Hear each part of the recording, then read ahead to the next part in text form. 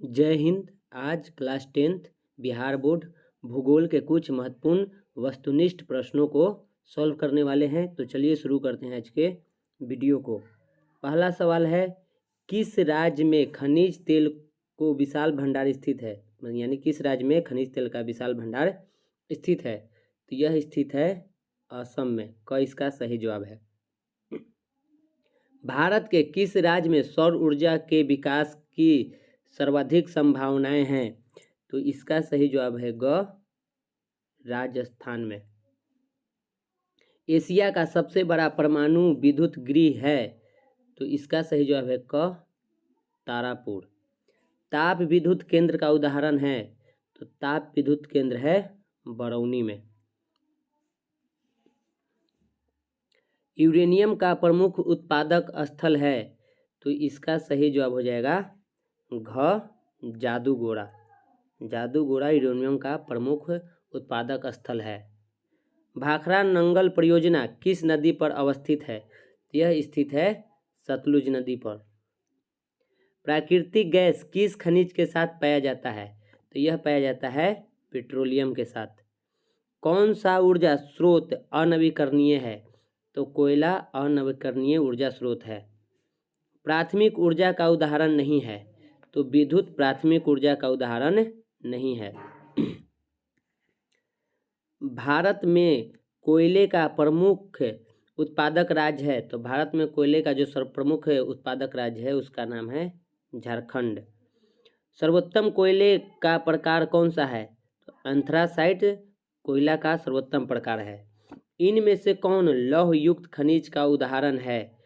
तो मैग्नीज जो है वो लौह युक्त खनिज का उदाहरण है। किस खनिज को उद्योगों की जननी माना गया है? तो लोहा को उद्योगों की जननी माना गया है।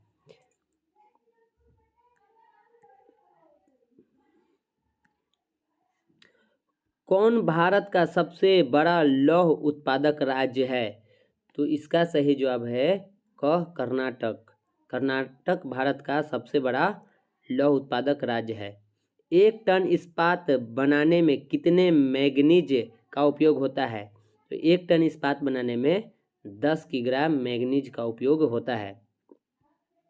एल्यूमिनियम बनाने के लिए किस खनिज की आवश्यकता पड़ती है? तो एल्यूमिनियम बनाने के लिए बॉक्साइट खनिज की आवश्यकता पड़ती है। सीमेंट उद्योग का सबसे प्रमुख कच्चा माल क्या है? तो सीमेंट उद्योग का सबसे प्रमुख कच्चा माल का नाम है चूना पत्थर। बिहार में कितने प्रतिशत भौगोलिक क्षेत्र में वन का फैलाव है? तो बिहार में 7% भौगोलिक क्षेत्र पर वन का फैलाव है। किस राज्य में वन का सबसे अधिक विस्तार है? मध्य प्रदेश में वन का सबसे अधिक विस्तार है। इनमें कौन सा जीव है जो केवल भारत में ही पाया जाता है? तो इसका सही जवाब है ख, डॉल्फिन। भारत का राष्ट्रीय पक्षी है? तो भारत का राष्ट्रीय पक्षी मयूर है। इसको मोर भी कहते हैं। टेक्सोल का उपयोग होता है? तो टेक्सोल का उपयोग कैंसर के दवा के रूप में होता है। चरक का संबंध किस देश से था? चरक का संबंध भारत से था। बिहार में अति जल दोहन से किस तत्व का संकेंद्रण बढ़ा है? तो बिहार में अति जल दोहन के कारण आर्सेनिक तत्व का संकेंद्रण बढ़ा है। प्राणियों के शरीर में कितना प्रतिशत जल की मात्रा निहित होती है? प्राणियों के शरीर में 65% जल की मात्रा निहित होती है। देश के बांधों को किसने भारत का मंदिर कहा था? तो देश के बांधों को पंडित जवाहरलाल नेहरू ने भारत का मंदिर कहा था। बृहद क्षेत्रों में जल की उपस्थिति के कारण ही पृथ्वी को कहते हैं? तो बृहद जल के उपस्थिति के कारण पृथ्वी को हम लोग नीला ग्रह कहते हैं। कुल जल का कितना प्रतिशत भाग महासागरों में निहित है?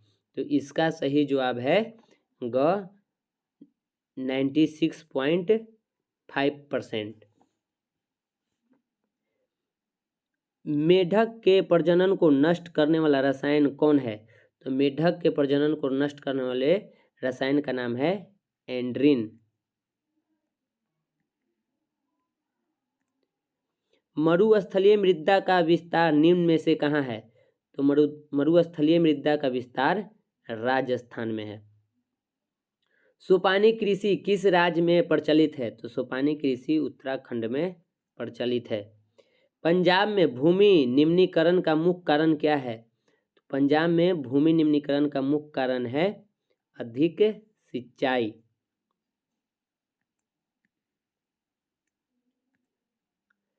समुद्री क्षेत्र में राजनैतिक सीमा के कितने किमी तक राष्ट्रीय संपदा निहित है? तो इसका सही जवाब है घ 19.2 किलोमीटर। डाकू की अर्थव्यवस्था का संबंध है? तो डाकू की अर्थव्यवस्था का संबंध है संसाधनों के अनियोजित विदोहन से। निम्नलिखित में से किसका कथन है संसाधन होते नहीं बनते हैं? तो ये कथन है जिम्मरमैन का। मछलियों के अस्तित्व को खतरे में कौन डाल सकता है? तो मछलियों के अस्तित्व को दूषित जल खतरे में डाल सकता है। निम्नांकित में कौन प्राकृतिक संसाधन नहीं है? तो नगर प्राकृतिक संसाधन नहीं है। स्वामित्व के आधार पर संसाधन के कितने प्रकार होते हैं? स्वामित्व के आधार पर संसाधन को 4 भागों में बांटा गया है। तृतीय पृथ्वी सम्मेलन कहाँ हुआ था? तो तृतीय पृथ्वी सम्मेलन जोहान्सबर्ग में हुआ था।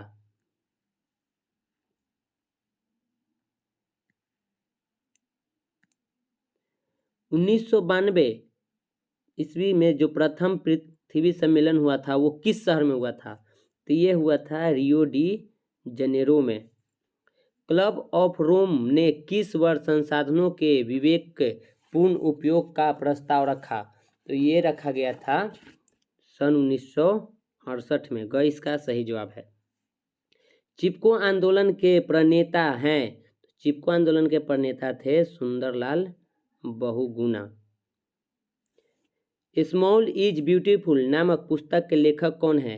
स्मॉल इज ब्यूटीफुल पुस्तक के लेखक हैं सुमशेर।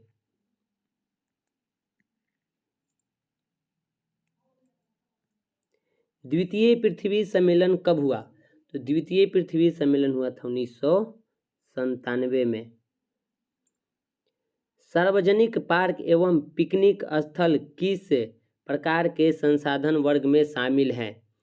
तो यह सामुदायिक संसाधन में शामिल है।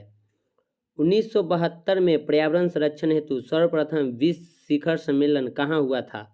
तो यह हुआ था स्टॉकहोम में।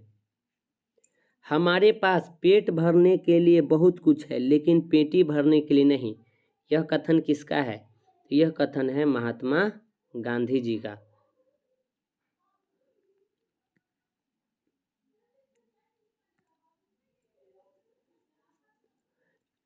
पृथ्वी को ग्लोबल वार्मिंग से बचाने के लिए क्योटो सम्मेलन कब हुआ था? तो यह हुआ था 1997 में। नर्मदा बचाओ आंदोलन का नेतृत्व किसने किया था? तो नर्मदा बचाओ आंदोलन का नेतृत्व मेधा पाटकर ने किया था। तो यही था आज का हमारा महत्वपूर्ण प्रश्न जिसको हम लोगों ने सॉल्व कर लिया है।